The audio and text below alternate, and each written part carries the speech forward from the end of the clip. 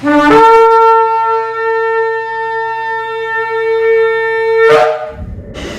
Shalom, está la congregación 20 Finales del sector Candelaria en Arecibo, en la carretera número 2. Esta que le habla es la Roa y la doctora Maritza Rivera. Venimos hoy con otra parashá, la parashá número 12, la parashá Vayehi. Y esta parashá significa y vivió. ¿Quién vivió? Jacob vivió. Vayehi. ¿Dónde encontramos esta parashá? En el capítulo 47 de Bereshit, de Génesis, versículos 28 hasta el capítulo 50 y versículo 26. ¿De qué nos hablan estos capítulos? Nos dice que Jacob vive los últimos 17 años de su vida en Egipto, en Misrayim. Antes de fallecer, le pide a Yosef que jure que lo enterrará en la tierra Kadosh, en la tierra santa. Luego bendice a los dos hijos de Yosef, Menashe y Efraín, elevándolos al nivel de sus propios hijos, como progenitores de tribus en la nación de Israel. El patriarca desea revelar el final de los días a sus hijos, pero es impedido por Elohim. Jacob bendice a sus hijos, asignando a cada uno su rol como tribu. Y Yehudá dice que produciría líderes, legisladores y reyes. Los Kohanim provendrían de Leví, los sabios de Isahar, los navegantes de Zebulún, los maestros de escuela de Shimón, los soldados de Gad, los jueces de Dan y cosechadores de olivas de Asher. Rubén es advertido por haber confundido el matrimonio de su padre, Shimón y Leví por la masacre de Shehem y el plan contra Yosef. Neftalí es dotado con la velocidad de un ciervo, Benjamín con la ferocidad del lobo y Yosef es bendecido con belleza y fertilidad. Y una gran procesión funeraria consistente en los descendientes de Jacob, ministros del faraón, los ciudadanos más ilustres de Egipto y la caballería egipcia acompañaron a Jacob en su último viaje a la tierra Kadosh, donde es enterrado en la cueva de Macpela en Hebrón. Yosef también fallece en Misrayim a la edad de 110 años y él también ordena que sus huesos sean llevados de Egipto a la tierra Kadosh, pero esto ocurriría solo con el éxodo de los israelitas, el Shemot de los israelitas de Egipto muchos años después. Y antes de morir, Yosef deja a los hijos de Israel el testamento del cual tomarán esperanza y fe en los difíciles años venideros, donde le dice: Yahweh seguramente los recordará y te elevará fuera de esta tierra a la tierra que prometió a Abraham, Isaac y Jacob. Eso es lo que vemos en estos capítulos. Entramos de lleno en la parashá, en el capítulo 48, versículos 8 y 9. Dice: cuando Israel vio a los hijos de Yosef, dijo: ¿quiénes son estos? Y Yosef respondió a su padre: son mis hijos, los que Elohim me ha dado aquí. Y él dijo: acércalos a mí, te ruego, para que yo los bendiga. ¿Por qué Israel quiso adoptar a los hijos de Yosef? ¿Por qué él los quiso adoptar? Si eso eran ¿qué? Eran sus nietos. ¿Por qué? Porque Israel estaba enfermo y estaba cerca de morir. Sus ojos físicos estaban oscuros, pero sus ojos espirituales, ¿cómo estaban? Abiertos. Cuando Yosef se enteró de que su padre estaba enfermo, inmediatamente se fue a visitarlo con sus dos hijos mayores. Entonces Jacob había recibido promesas de tener muchos hijos, pero ¿qué sucedió? Rachel se le había muerto en el camino y él pensaba que no era suficiente tener dos hijos de ella. Por eso él tomó la decisión de adoptar a los dos hijos mayores de Yosef como sus propios hijos, dándoles que el mismo estatus de ¿quién? De Rubén y de Shimón. Durante más de 20 años Israel pensaba que Yosef estaba muerto. Sabes que prácticamente eran 22 años, ¿verdad? Sin embargo, en ese tiempo nacieron ¿quién? Nacieron los dos hijos de llamados Efraín y Menashe en el mundo ¿qué? Gentil, por una madre procedente de los gentiles que había abrazado la fe de Israel. Entonces el nombre de Yosef significa añadirá, y por medio de él se iban a añadir ¿qué? Se iban a añadir más hijos a Israel en el tiempo de su ceguera y de su enfermedad. Cuando Israel estaba a punto de adoptar a los hijos de Yosef como sus propios hijos, preguntaba quiénes eran. ¿Para qué? Para para él estar seguro de lo que estaba haciendo, para que no pasara lo mismo que pasó cuando él engañó ¿a quién? A su padre, y se llevó la bendición. Por tanto, luego le pidió a Joseph que se los acercara para que los pudiera bendecir. Todas estas cosas tienen una proyección profética para los últimos tiempos. ¿Por qué? Porque Joseph representa al Mashiach, al hijo de Joseph, que Israel era considerado muerto durante ¿qué? Durante 2000 años. En ese tiempo han nacido muchos hijos del Mashiach entre los gentiles, y mayormente están en el mundo cristiano, y por eso aprendieron tanto la vida gentil como parte de la fe de Israel. Entonces, en los últimos tiempos, los hijos de Yeshua serán acercados a la fe de Israel, que es el judaísmo. Entonces, especialmente durante ¿qué? La gran tribulación que Israel y el mundo pasarán. Esto no es 2 o 3, esto todo el mundo lo va a pasar. Entonces, los ojos de Israel se van a abrir ¿qué? Proféticamente, para que pueda ver estos hijos y adoptarlos como sus propios hijos para el mundo venidero. La pregunta es, ¿quiénes son estos? Esto aparece en 2 lugares más de las Escrituras. En Yeshaya, Isaías 49, versículos 18 al 22, y Revelación o Apocalipsis, capítulo 7, versículos 13 y 14. Allí habla de los hijos nuevos que serán añadidos a Israel en los últimos tiempos, y especialmente en la gran tribulación, cuando Israel estará enfermo y a punto de morir. Pero la venida del Ben Yosef, como Ben David, le va a dar ¿qué? Nueva vida. El interés por las raíces hebreas que hay en el mundo cristiano ha sido ¿qué? Despertado por el Mashiach Yeshua, que está en el Shammai intercediendo por sus hijos en la tierra.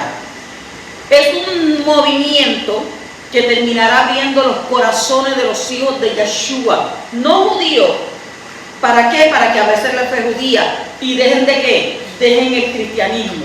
No significa que tendrán que convertirse y hacerse judíos, no se trata de eso, sino que adopten un estilo de vida y una teología que estén afín con Israel, para que ya no sean ¿qué? Piedras de tropiezo para los yahudí.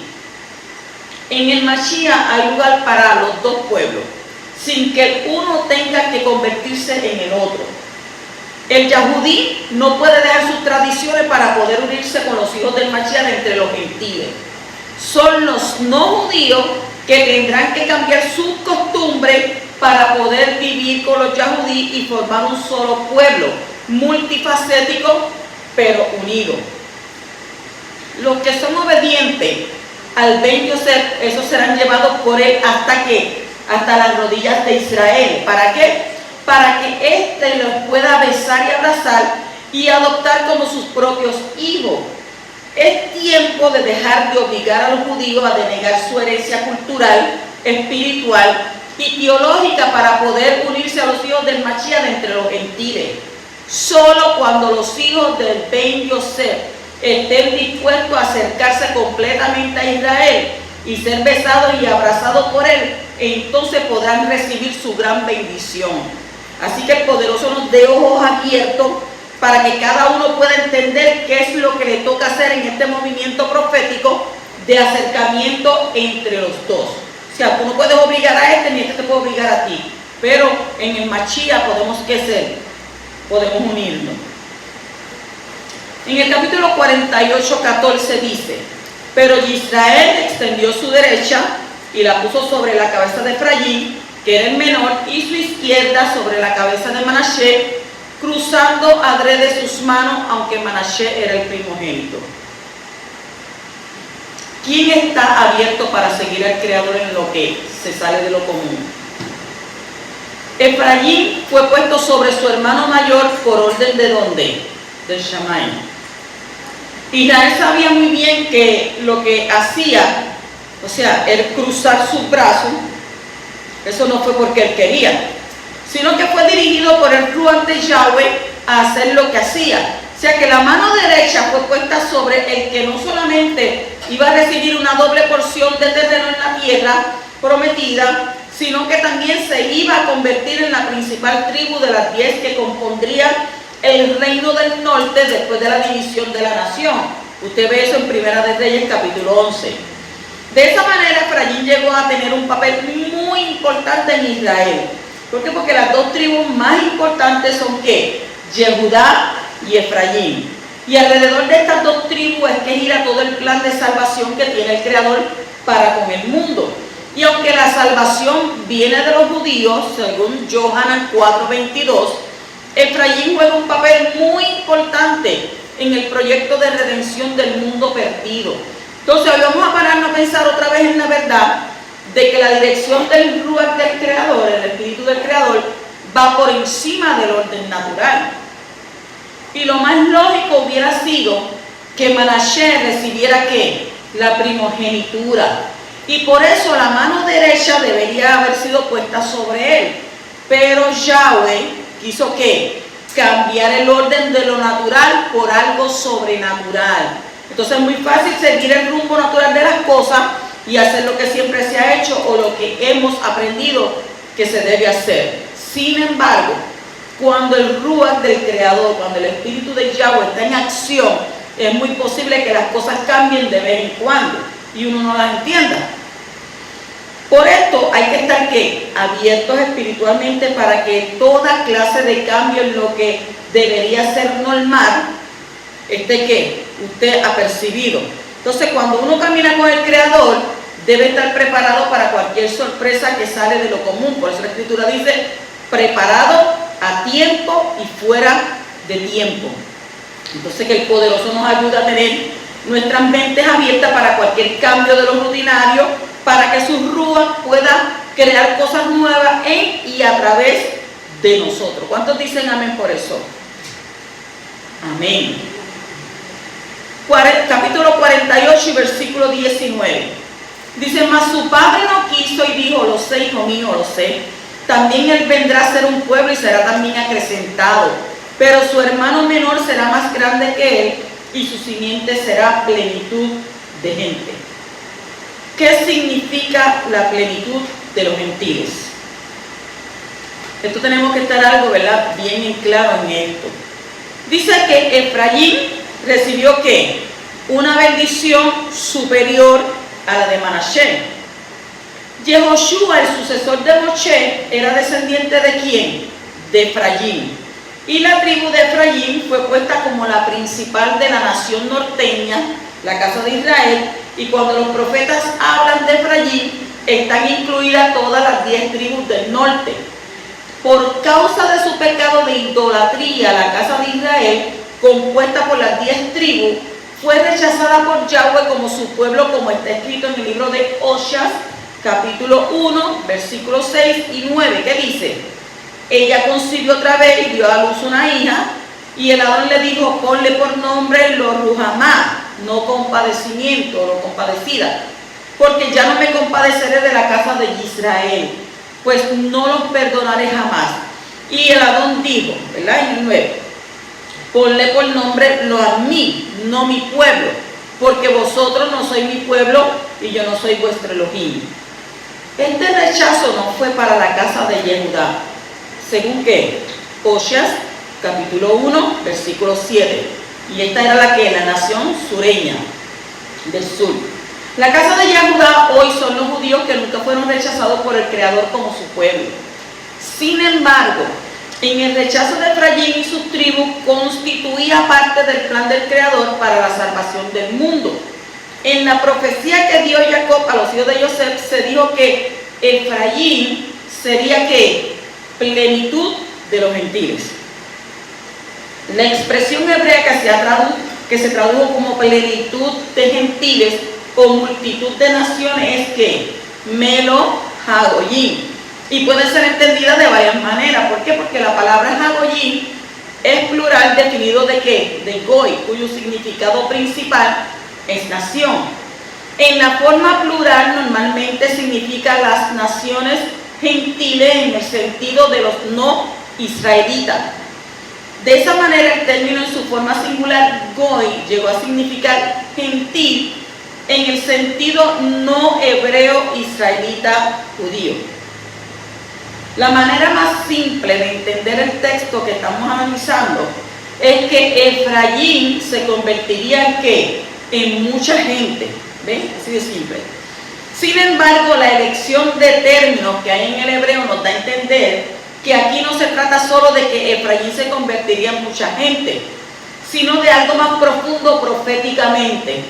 ¿Por qué? Porque la palabra meló no significa multitud, montón o cantidad, sino que significa que llenura y plenitud. Viene de la raíz malé, que significa llenar. O sea, que la expresión que usa nuestro padre Jacob se traduce literalmente como su descendencia será llenura de las naciones. ¿Y cuál es esa? Los gentiles. Lo cual también puede indicar que se dispersarían entre los pueblos, lo cual no es una bendición. Por eso Rashi interpreta la expresión de manera que la fama de Yehoshua llenaría las naciones gentiles cuando detuviera el sol y la luna en el valle de Ayalón. Eso está en Josué capítulo 10 y versículo 2. Sin embargo, la expresión Meló Hagoyim va mucho más allá de la fama de Yehoshua, puesto que el texto hebreo dice que la simiente de Efraín sería la llenura de las naciones o plenitud de los gentiles. Y esto significa, en primer lugar, que por el rechazo del creador de las 10 tribus, podrían ¿qué? ¿A quién rechazó? A los gentiles. Entonces serían llenados de estos descendientes, de manera que ya no se podrán contar por su gran cantidad. Esto está en Oseas capítulo 1 y versículo 10. Las 10 tribus con Efraín a la cabeza están hoy en día ¿en dónde? Mezcladas entre todas las naciones de la tierra y son gentiles. Ahora, para que esto sea una bendición, tendrá que haber un plan divino para la restauración de la simiente de estas 10 tribus, que ha sido ¿qué? Sembrada entre los gentiles. Cuando hay una siembra, los granos mueren para luego dar fruto. ¿Y un fruto qué? Abundante. O sea, que ese es el plan de salvación que el poderoso tiene para los gentiles. Efraín fue sembrado entre todas las naciones con el fin de producir un fruto ¿de qué? Para un reino, para el reino de los Shamayim. Por lo tanto, los gentiles que van entrando en el reino representan algo de la vuelta de Efraín a casa. O para decirlo de otra manera, cuando un gentil nace de nuevo y recibe la salvación, él es ¿qué? Injertado en Israel. Y de esa manera se cumple ¿qué? Se cumplen parte de las profecías que hablan de la vuelta de Efraín a su casa para ser llamado pueblo de nuevo. Eso tú lo ves en Oseas capítulo 1 versículo 10, 2, Oseas 2:1 y el versículo 23. También en Romanos capítulo 9 versículos 24 al 26. ¿Qué nos dice Shaul ahí? Shaul utiliza exactamente la misma expresión, Meló Hagoyim, en Romanos 11:25, que nuestro padre Jacob en Bereshit 48:19. Sin embargo, los profetas hablan de algo más grande todavía.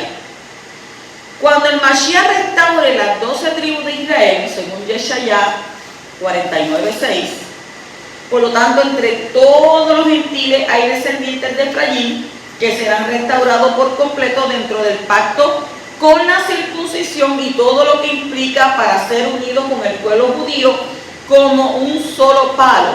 Eso está en Yehezkel 37:15 al 28. O sea que no debemos mezclar la entrada de los gentiles con la restauración de las 10 tribus norteñas. ¿Por qué? Porque los gentiles que reciben la salvación no son la restauración de Efraín, ni son Efraín en su restauración total. La restauración de Efraín implicará la total vuelta al pacto de ¿quién? De Abraham. Y el pacto del Sinaí junto con la renovación del pacto con la sangre de ¿quién? Del Mashiach Yeshua. Eso usted lo ve en Jeremías 31, versículo 31 y versículo 33. En la profecía de Yehezkel 37:19 se puede entender el texto hebreo de manera que Yahweh dará al palo de Yehudá el papel de estar sobre el palo de Efraín, y entonces así se unirán los dos palos. Y esto nos enseña que el movimiento efraimita que viene del Shamayim no puede crearse separadamente de los judíos. El trabajo del Mashiach es que unir los dos pueblos, y un movimiento que los separe no puede venir de él.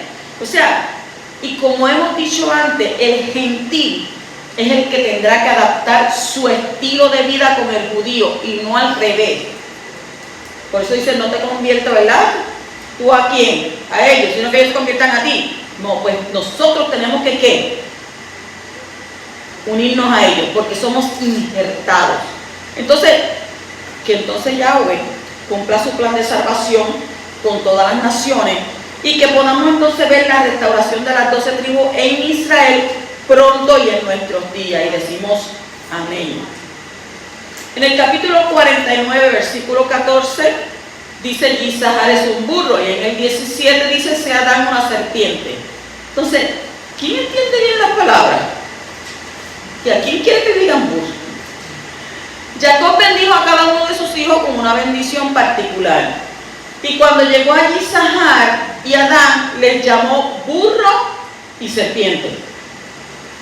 Hoy te le dice serpiente a una persona y la va a ver como humana. Entonces, ¿cómo reaccionarías tú si tu padre te dijera burro, que seas una serpiente? ¿Te ofendería? ¿Y por qué te ofendería?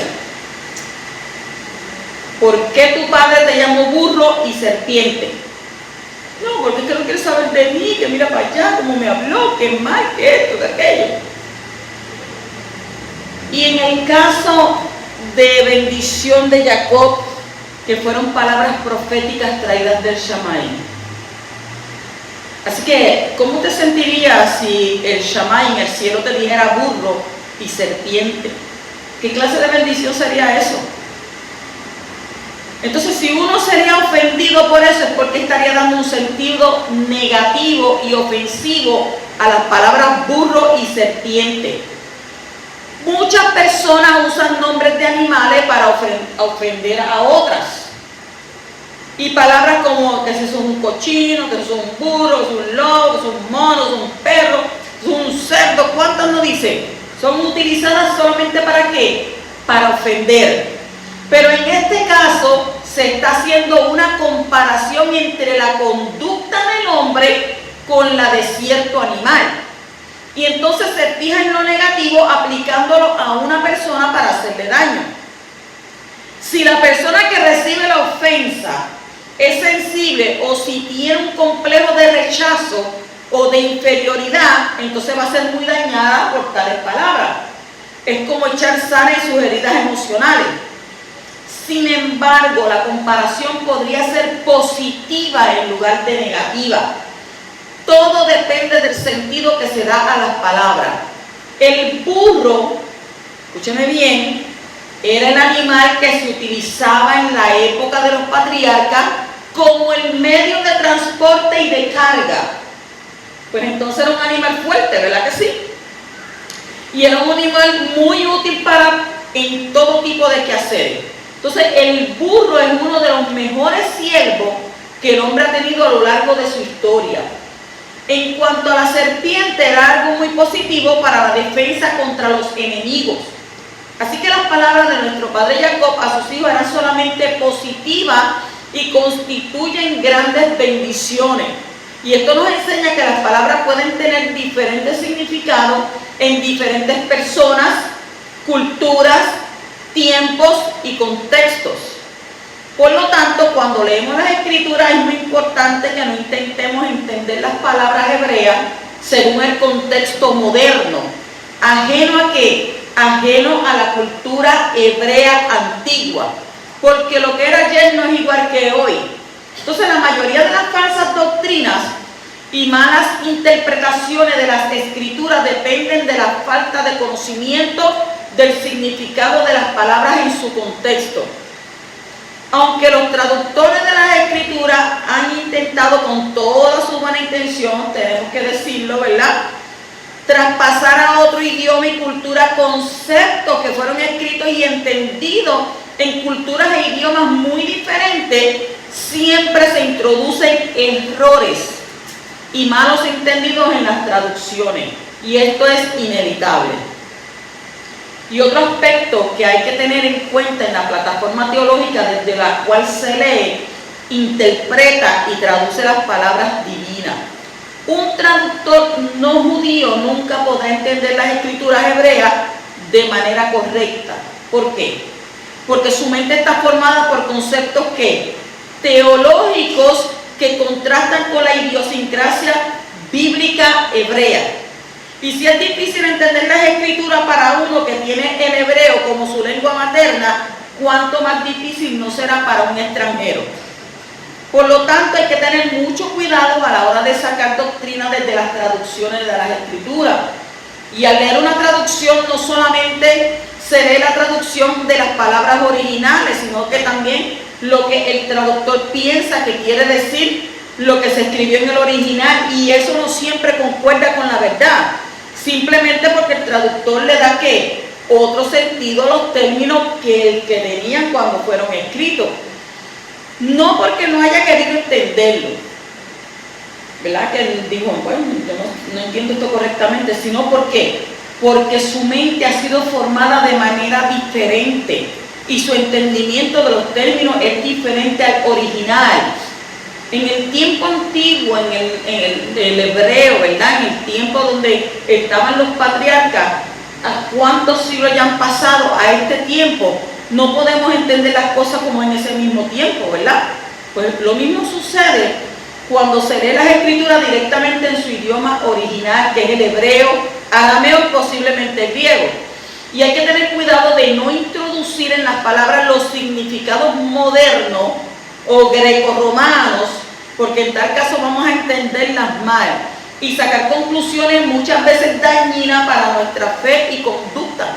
Por eso cuando nos encontramos con muchas personas, ¿verdad?, que tienen otra ideología, por no traer, ¿verdad?, decir un campo, tienen otras ideologías, y usted lee la escritura y usted dice, mira, pero esto es lo que dice, pues no te lo aceptan.